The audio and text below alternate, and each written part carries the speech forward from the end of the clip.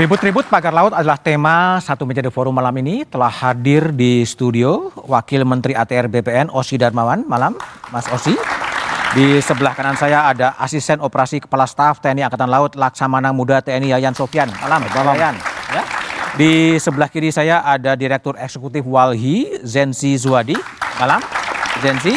Dan ada pengamat politik Adi Prayitno. Mas Adi, malam. Selamat malam. Melalui sambungan Zoom ada anggota DPR Komisi 4 dari fraksi PKB Daniel Johan. Malam, Bang Daniel. Malam. Ya, malam. Saya ke Mas Osy terlebih dahulu. Siap. Ini Pak Nusron mengatakan ada sertifikat HGB dan hak milik, kemudian dibongkar. Apa sebenarnya yang terjadi? Terima kasih pertama-tama Mas Budiman atas undangan pada malam hari ini. Pertama-tama tentu kami dari Kementerian ATR BPN menyampaikan permohonan maaf pada publik dan masyarakat atas isu-isu yang gaduh belakangan ini. Tapi memang setelah isu ini mencuat, Kementerian kami melalui Pak Menteri juga segera melakukan penelitian dan pada hari Senin kemarin melakukan konferensi pers. Bahwa dinyatakan memang benar di area sekitar pagar laut itu terbit HGB dan hak milik yang kalau secara jumlahnya perlu kami sampaikan ulang ada 263 bidang tanah yang sudah bidang tanah laut berbentuk sertifikat HGB, lalu 234 atas nama PT Intan Agung Makmur, lalu 20 bidang atas nama PT Cahaya Inti Sentosa dan 9 bidang atas nama perorangan dan kemudian 17 bidang bersertifikat SHM. Inilah yang kemudian harus di cross check bagaimana karena penelusuran dokumennya pada saat pengalihan hak dari menjadi hak milik ini, pengakuan haknya itu berdasarkan GIRIK pada tahun 1982. Kemudian kami berkoordinasi dengan Badan Informasi Geospasial pada hari Senin.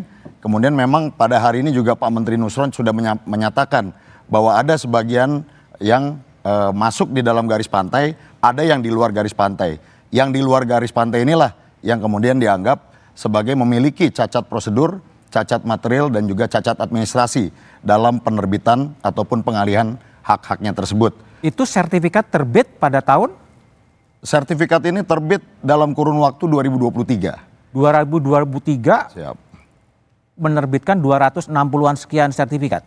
263 bidang. Diterbitkan oleh kantor BPN? Jadi kalau untuk pengakuan hak Mas Budiman, pengakuan hak dan juga pengalihan hak, ini memang kewenangannya ada pada kantor pertanahan kabupaten, tingkat kabupaten kota. Jadi memang secara prosedural memang seperti itu. Karena pengakuan haknya untuk menjadi hak milik ini dasarnya adalah GIRIK dari kelurahan. GIRIKnya ada, dokumennya ada, itulah yang kemudian diakui haknya menjadi hak milik. Jadi kantor Menteri ATR yang di Jakarta sama sekali tidak tahu? Saya pikir karena ini kejadiannya 2023, Kanwil ataupun pusat memang tidak ada kewenangan untuk mengetahui terkait hal itu karena ini prosesnya dilakukan oleh pihak kantor pertanahan Kabupaten Tangerang. Jadi ini sepenuhnya pada Tangerang ya dan Banten.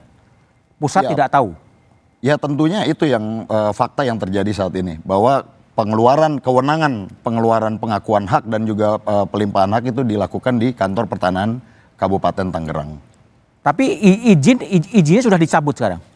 Saat ini tadi pagi Pak Menteri juga sudah menyampaikan di konferensi pers karena ini ada yang di luar garis pantai, ini tentunya akan dilakukan proses pembatalan. Tapi karena produk dari ATR BPN adalah merupakan produk hukum, yang dilakukan jangan ada gugatan-gugatan terhadap apa yang kita lakukan.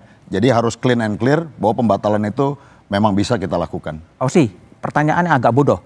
Lazim nggak sih tanah masih berbentuk laut kemudian di SHGB kan? Tentunya tidak lazim dan tidak boleh laut menjadi disertifikatkan. Namun ada beberapa case yang mungkin apabila dulu daratan lalu mengalami abrasi menjadi berkurang tanah itu atau tanah itu hilang. Ini juga ada lazim terjadi, ini adalah faktor dari alam. Tapi kalau itu setelah kita cek dari tahun 82 bentuknya adalah laut, secara nyata itu cacat prosedur, cacat material dan juga cacat secara hukum. Siapa yang patut dipersalahkan?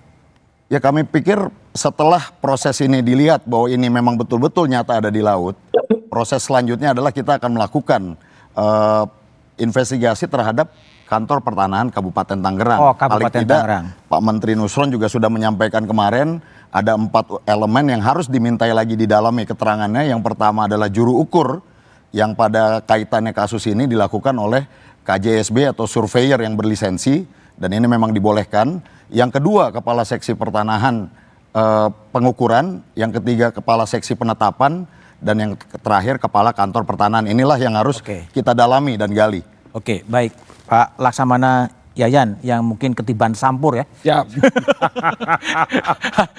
Itu temuan dari TNI AL terhadap pagar laut itu seberapa rumit sih sebetulnya masangnya itu sebetulnya?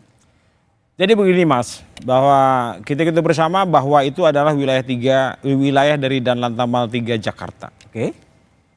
Laporkan kepada kami bahwa adanya pagar laut, pemagaran laut. Ya. Pemagaran laut, terus kemudian Bapak Kasal memerintahkan untuk membuka akses Nelayan. Yang pertama akses nelayan dulu. Yang terpenting karena yang terganggu di sini adalah kepentingan nelayan. Bisa kita bayangkan kalau laut dipagari sepanjang 30,1 km. Nelayan di satu titik atau di satu desa yang ada di perairan tersebut, dia harus berputar. Sehingga nanti akan berpengaruh terhadap konsumsi bahan bakar. Terus kemudian untuk kapal-kapal nelayan itu menuju fishing ground-nya masing-masing. Demikian juga pada saat kembali. Muter lagi. Nah disinilah ada suatu kepentingan rakyat, kepentingan masyarakat yang terganggu. Oke. Sehingga disitulah TNI Angkatan Laut khususnya hadir untuk membantu menyelesaikan permasalahan-permasalahan yang ada di daerah. Sebagaimana beberapa kali kami mendapatkan pengarahan dari Bapak Presiden bahwa TNI harus hadir dalam setiap kesulitan rakyat. Nah inilah implementasinya. Oke. Implementasinya hadir untuk membantu apa kesulitan rakyat. Sehingga TNI Angkatan Laut hadir. Yang pertama membuka akses. Akses untuk lalu lintas untuk mempermudah kapal-kapal nelayan dari desa menuju ke fishing ground-nya masing-masing. Demikian juga untuk kembalinya. Oke.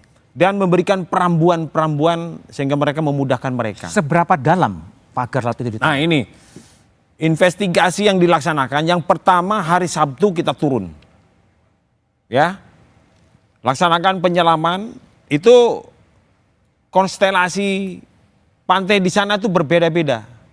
Ada yang dalam, setengah dalam, dan bahkan tadi kita menggunakan LVT-7-nya Marinir. Jarak kurang lebih 1000 meter dari garis pantai itu sudah menyentuh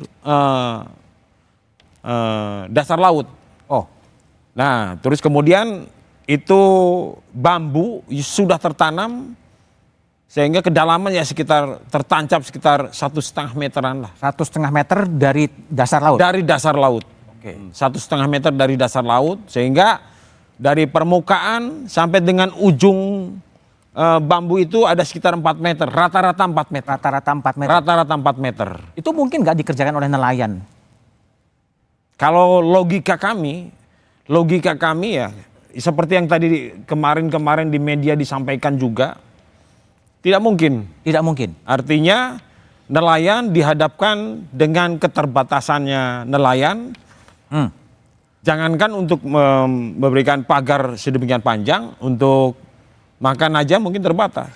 Nah ini seperti yang kemarin analisis dari Bapak Menteri dan sebagainya, demikian. Baik Pak Yayan. Saya ke Daniel Johan. Bung Daniel, anggota Komisi 4 DPR dari PKB. Temuan DPR di lapangan apa Bung Daniel? Ini pagar laut ini siapa yang nanam? Ya, makasih Pak Bambang. Yang pasti tentu sangat ajaib kalau misalkan itu dilakukan swadaya oleh nelayan ya. Oh, ajaib. Karena nelayan ini bahkan untuk beli solar melaut saja mereka sangat kesulitan. Jadi mereka kan masuk yang strata bahkan yang benar-benar harus kita perhatikan karena memang kadang-kadang banyak tingkat kemiskinan yang tinggi ya. Nah tadi kita ke lapangan, kami nih kalau kampanye kan masang bendera pakai bambu juga sama kan. Nah, masang syarat aja lumayan sulit tuh. Yang paling gampang kan kalau cuma diketali. Tapi kalau harus pantek sampai 1 meter ke tanah aja sulit. Nah, tadi kita ke lapangan melihat situasi, apalagi di laut jauh lebih sulit, berpuluh kali lebih sulit daripada apalagi tadi dijelaskan bahwa bisa sampai 4 meter. Oke. Nah, bambu yang 4 meter itu hanya mahal. Ini sampai 30 kilo. Jadi saya rasa, wah. Mungkin nelayannya gotong royong, Daniel. Ya nggak mungkin juga. Jangankan nelayan. Pengusaha aja yang mungkin uangnya sangat banyak, kalau cuma disuruh bikin pagar tanpa ada perhitungan keuntungan, nggak mungkin akan dilakukan. Karena itu kan pasti belasan miliar itu habis. Belasan miliar ya. Oke, baik. Oke, Daniel. Bung Zenzi, jadi dari Walhi, ini fenomena apa ya? Tiba-tiba orang ribut gitu dengan pagar laut, nggak tahu semua, ketika viral baru kemudian heboh semuanya, DPR-nya kesana kemari, tapi analisnya setelah jeda berikut ini.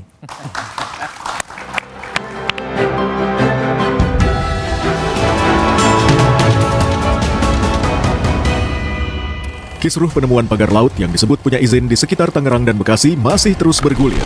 Menteri Kelautan dan Perikanan serta TNI AL